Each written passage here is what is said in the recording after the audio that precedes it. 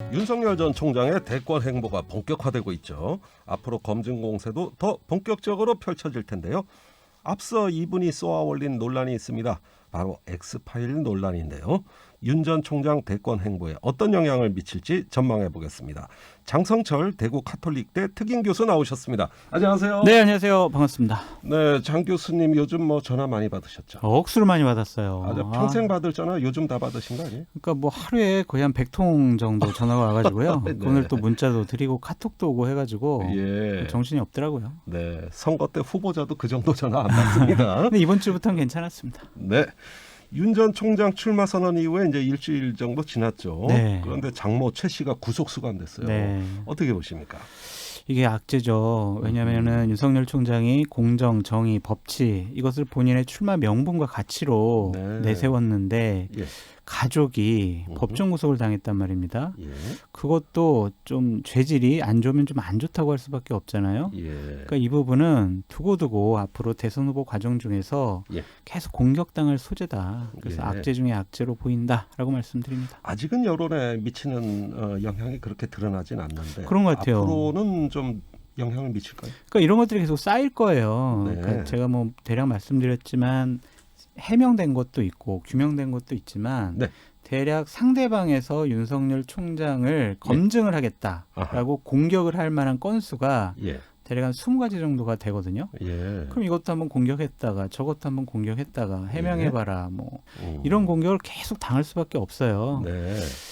가랑비에 옷이 젖기도 하고 그렇군요. 잔매에 사람이 피멍이 들 수가 있습니다. 네. 이런 것들을 제대로 방어하지 못하면 윤석열 총장의 대권 과도에는 예. 큰 덫이 될 것이다라고 예. 전망해 봅니다. 근데 그 장모나 부인 이야기가 엑스파일에도 나옵니까? 구체적인 사항에서는 말씀드리기가 어려운데 네. 대략 윤석열 총장 본인과 가족과 관련된 여러 가지 의혹들이 총정리되어 있다라고까지만 말씀드릴게요. 아, 그래요? 말을 아끼시네요. 자, 우리 장 교수님께서 엑스파일 그 갖고 계신 거 파기했다고 하셨어요. 믿으세요. 좀 파기했습니다. 이거 좀 아니, 몇 번 얘기하는지 모르겠어요. 예, 그런데 관련 내용을 이제 그 윤 총장이나 국민의힘 측에서는 가지고 대응을 해야 될 텐데 그냥 파기 없이면 어떡합니까? 그러니까 그게 좀 안타까워요. 저는 분명히 제가 처음 토요일 날에 페이스북에 썼을 때 네. 난 읽어보고 내 생각은 이렇지만 윤석열 총장이 달라고 그러면 주겠다. 예. 그리고 뭐 국민의힘 쪽에서 달라고 하면 주겠다라고 했는데 네. 그분들이 뭐 필요치 않았나 달라고 하질 않더라고요. 네, 부담됐나 보죠? 그런가 봐요. 그래서 뭐 제가 갖고 있는 것도 부담스러워서 파기를 했는데 예. 지금 제가 엊그저께까지 확인한 결과 한 예. 11가지의 버전이 돌아다니더라고요. 아, 그렇게 많습니까? 그냥 지금도 막 만들어낼 거예요. 네. 그러니까 이것은 단순히 엑스파일이 아니라 예. 상대 후보를 검증하기 위한 공격 자료로 예. 당연히 각 상대 진영에서 만들 수밖에 없어요. 네. 그러니까 이런 것들은 계속 20개, 30개로 늘어날 것 같다라는 예. 생각이 듭니다. 글쎄요, 지라시 같이 막 이렇게 만들어내는 거야. 뭐 일일이 대응할 필요가 네. 없지만은 보시기에는 그래도 개중에서 이 뭔가 좀 심사숙고하고 대응책을 마련해야 될 이런 내용도 있는 거 아닙니까? 근데 이제 뭐 국민의힘 쪽에서는 아직 당에 입당하지 않은 분이라서 자신들이 직접 방어하거나 뭐 이것을 대응하기에는 부적절하다고 판단을 한 것 같고 네. 윤석열 총장 측에서는 저한테 직접 접촉해서 받는 게 부담스러웠을 거라는 이해는 돼요. 네. 그리고 본인들이 충분히 다른 쪽을 통해서 예. 다른 형식과 다른 내용의 이러한 파일들을 구할 수가 있었다라고 자신하는 것 같습니다. 그렇군요. 제가 듣기로는 법률적으로는 자신들이 다 검토해서 문제가 없다라고 판단을 한 것 같고 하지만 정치적인, 도덕적인, 윤리적인 예. 정치권의 공격에 대해서는 아직 그렇게 방어막이 탄탄한 것 같지는 않아 보여서 예. 좀 더 준비를 잘해야 될 것 같다라는 생각이 들더라고요. 예, 아직은 방어막이 취약하다 이렇게 진단하셨어요. 네. 자, 국민의힘 내부에서 홍준표 의원이 윤석열 전 총장을 계속 비판하고 있습니다. 검증할 건 검증하고 가자는 거겠죠. 네. 당에서는 왜 내부 총질이냐 이런 반응도 나오고 있고. 그러니까 저는 좀 이해가 안 돼요. 왜냐하면은 당연히 검증해야죠. 네. 우리가 검증을 안 한다고 여당이나 상대 진영에서 검증을 안 하겠습니까? 그렇죠. 미리 이런 것들은 예. 털 건 털고 규명할 건 규명하고 예. 또 이것이 해명이 안 되면 후보로서 선택을 받지 못하는 거죠. 예. 내부 총질이라는 표현을 갖고 검증을 호도하는 것은 옳지 못한 태도다라는 생각이 들고 예. 재작년에 조국 사태, 윤미향 사태 때 예. 민주당에 계신 분들이 옹호했잖아요. 예. 왜 우리끼리 왜 서로 욕해? 이런 반응이었거든요. 네. 그것에 대해서 국민의힘에 있던 분들이나 음. 저 같은 평론가들은 되게 비판을 많이 했어요. 예. 근데 우리 사람이라고 잘못된 것을 옹호한다? 음흠. 이것은 국민의힘이 예. 수권정당으로 가는 데 있어서 부족한 부분이다. 이것이야말로 또 내로남불이 될 수 있다라고 예. 말씀드려요. 자, 그런데 계속 검증 공세가 이제 당 안팎에서 쏟아질 때 네. 이렇게 볼 때 만약에 윤 총장 입장에서라면 이런 네거티브 공세에 속수무책으로 시달리느니 빨리 국민의힘에 입당해서 하나의 어떤 그 방어 성체를 그쵸. 갖추면 어떠냐 맞아요. 이런 생각할 수도 있는 거잖아요. 아니 그게 많은 분들이 얘기를 하는 거죠. 지금 네. 국민의힘 지지율도 높고 윤석열 총장 지지율도 높다. 음흠. 현재 그냥 국민의힘에 들어가면 국민의힘 대선 후보 되는데 상당히 유리하고 어려움이 없을 것이다 예. 라고 생각을 하는데 윤석열 총장 측에서는 아니 우리가 지금 본격적으로 활동하지도 않고 예. 장모가 저러한 법정 구속을 당했는데도 불구하고 지지율은 견고하게 유지되고 있다. 예. 국민의힘 지지층은 나를 이미 지지하고 있다. 예. 내가 국민의힘 들어가든 안 들어가든 나를 지지할 것이고 예. 대선에서 우리가 꼭 잡아야 할 중도층과 합리적인 진보층을 예. 내가 일단 외곽에서 예. 잡고 그다음에 국민의힘에 들어가든지 아니면 국민의힘 후보와 단일화를 하겠다. 예. 이런 판단을 내린 것 같아요. 예. 굉장한 자신감이에요. 그런데 지지율이 항상 높을 수 없잖아요. 그렇죠. 지지율이 만약에 하락 추세를 가고 떨어지면 예. 그때 가면 국민의힘이 당신 들어오지 마 이럴 수도 예. 있지 않을까라는 예. 생각도 듭니다. 근데 장 교수님 입장에서는 빨리 입당하는 게 좋을 것이다. 그게 맞죠. 예, 알겠습니다. 자, 그런데 윤석열 전 총장이 출마 선언하고 나서 첫 행보가 정부의 탈원전 정책 때리기예요. 이렇게 막 정부 공격하는 쪽으로 방향을 잡은 것 같은데 이거 어떻게 보세요? 일관돼요. 처음 정치하겠다라는 선언문에서도 문재인 정권에 대한 비판이 줄을 이뤘잖아요. 예. 컨셉을 이렇게 잡은 것 같아요. 나는 문재인 정권의 대항마야. 어허. 문재인 정권에 대항해서 정권을 교체할 수 있는 사람은 나야. 예. 그렇기 때문에 문재인 정권의 실책들에 대해서 계속 비판을 하는 것 같아요. 음. 일단은 이게 어느 정도 지지층을 좀 공고히 하는 데는 상당히 큰 효과를 발휘할 수가 있다. 네. 하지만 빠진 게 있어요. 예. 탈원전 비판을 하잖아요. 그러면 나는 탈원전 안 하고 예. 원자력 산업 발전을 어떻게 발전시킬 거야? 예. 라는 비전 제시는 아직 부족해요. 그러니까 이런 것들이 지금은 초창기니까 비판을 안 받지만 네. 앞으로도 계속 비판만 하면 예. 대안, 비전 이런 거 없이 어떻게 대통령이 될 수 있습니까? 네. 탄탄하게 그렇군요. 이것은 준비해야 된다라고 말씀드려요. 네, 일단은 때리기입니다. 네. 그런데 이것이 반문 빅텐트를 구성하는 방향으로 이렇게 전략적인 포석을 까는 효과 이거 어떻게 보세요? 그건 지금 지지율로 확인되잖아요. 확인되는 거예요? 국민의힘 지지층에서는 대략 50% 이상이 윤석열 총장을 지지하고 있거든요. 네. 그런 효과는 충분히 거두고 있다라고 보여져요. 자, 그런데 이런 그 뒤에 이어진 일입니다. 이재명 지사의 미 점령군 발언에 대해 가지고 윤석열 전 총장이 비판하고 나섰어요.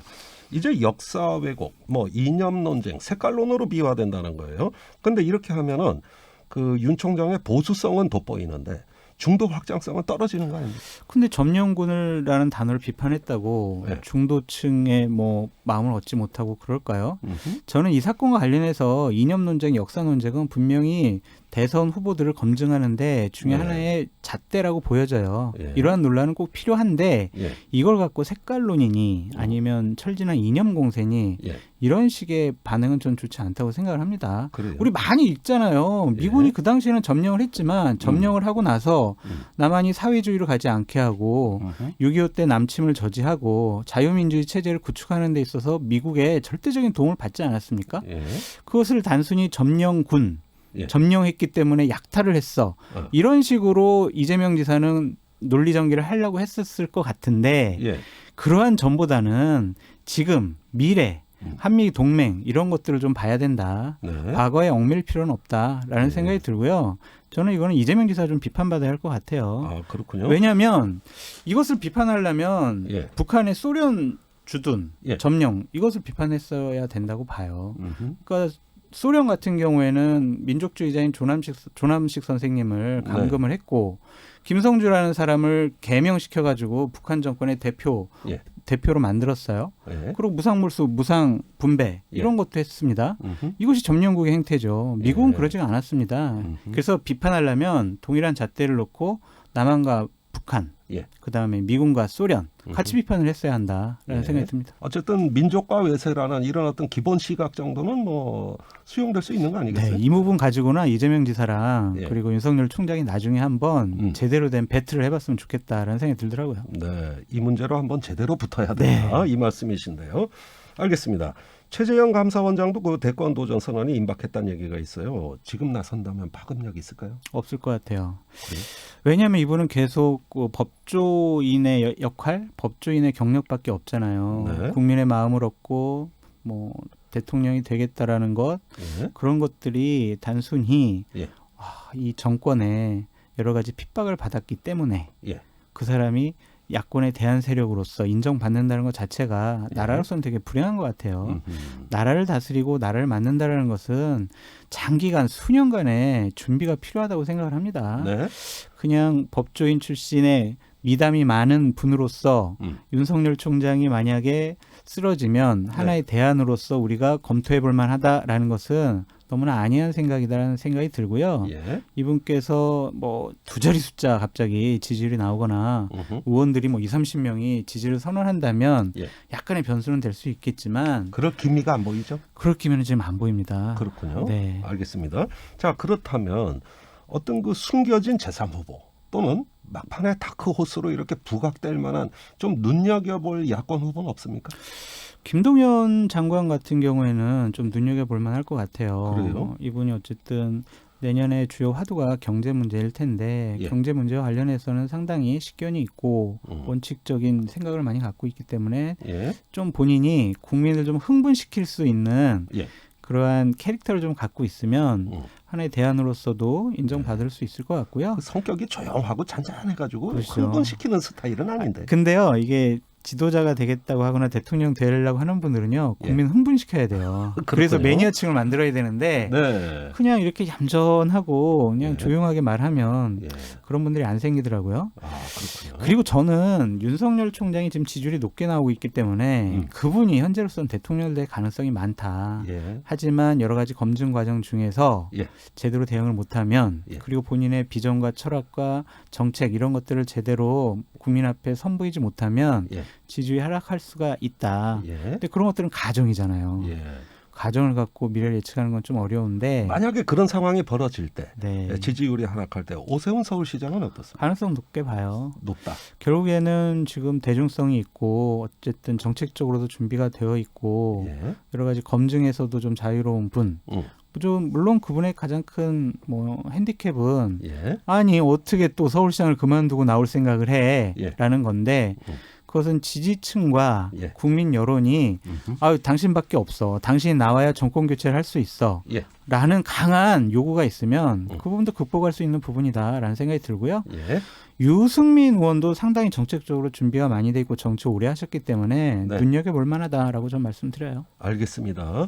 일단 윤석열 전 총장만 있는 건 아니다. 그렇죠. 눈여겨볼 사람들은 더 있다 이 말씀이세요. 네. 여권 얘기도 좀 해볼게요. 현재 여권 내에서 가장 유력한 주자는 당연히 이재명 지사겠죠.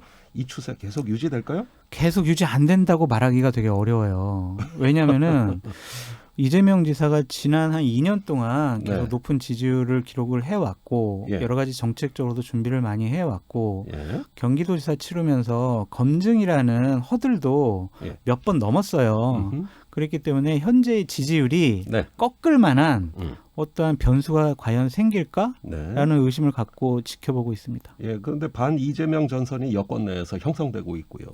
또 여러 가지 검증이 이제 시비가 등장하는데 앞으로 넘어야 될 산 어떤 게 있을까요? 결국엔 검증일 것 같아요. 계속 뭐 당신 김부선 여배우랑은 뭐 했어? 형수한테 욕설은 어떻게 했어? 형님한테 욕설은 어떻게 했어? 주로 사생활이 많네요. 이런 사생활이 있는데 저는 정책적인 검증이 더 필요하다고 봐요. 그분의 경제관, 이념관이 더 중요하다고 생각이 드는데 예를 들면은요. 그냥 재벌이 요즘에 잉여금이 많이 있다.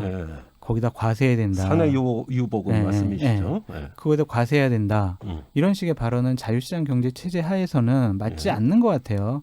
그 사내 유보금도 분명히 다 자기들이 이익을 남긴 거고 그 이익에 따라서 다른 세금을 다 냈는데 예. 이익이 남았다는 것 때문에 이중과세를 한다는 것 자체가 예. 과연 맞느냐라는 것과 또 하나 저는 공권력에 대해서 되게 잘못된 시각을 갖고 있다고 보여지는 게 뭐냐면 예. 얼마 전에 성남FC 후원금과 관련해서 예. 경찰에서 조사를 하겠다라고 발표를 했어요. 맞습니다. 그것과 관련해서 이재명 지사의 반응은 정말 경악스러워요. 뭐라고 했냐면 정치 개입이다. 가만두지 않겠다. 이런 식의 반응을 보였거든요. 예. 잘못된 거 있으면 대선 후보라도 대통령이라도 조사받고 법의 판단을 받아야죠. 네. 내가 대선 후보이기 때문에 나를 지금 조사해? 어디서?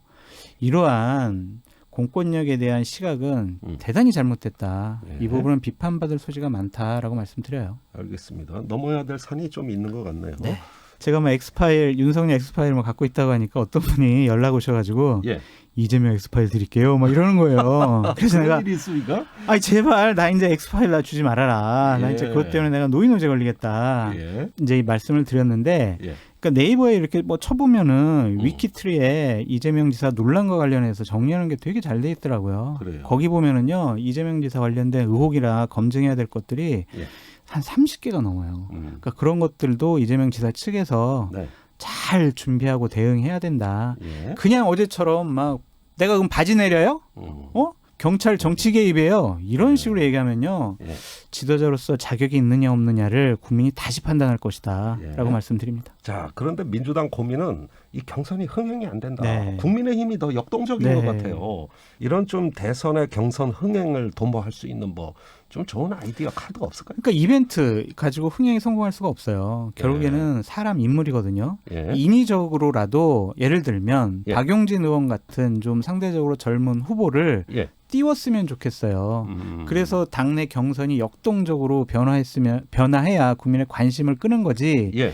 블라인드 면접 채용하겠습니다. 면접관이 있습니다. 이런 예. 식으로 관심 못 끌입니다. 어허. 그러니까 제가 생각에는 좀 세력을 국회의원 뭐 몇 분이라도 박용진 의원 지지 선언도 해서 예. 붐업을 일으키면 어. 좀 재미있는 일들이 많이 벌어질 수 있다.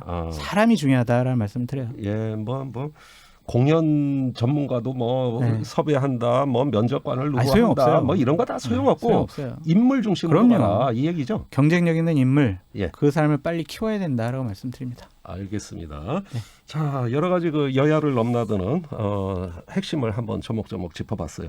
오늘 말씀 여기까지 듣겠습니다. 감사합니다. 감사합니다. 장성철 대구 카톨릭대 특임 교수였습니다.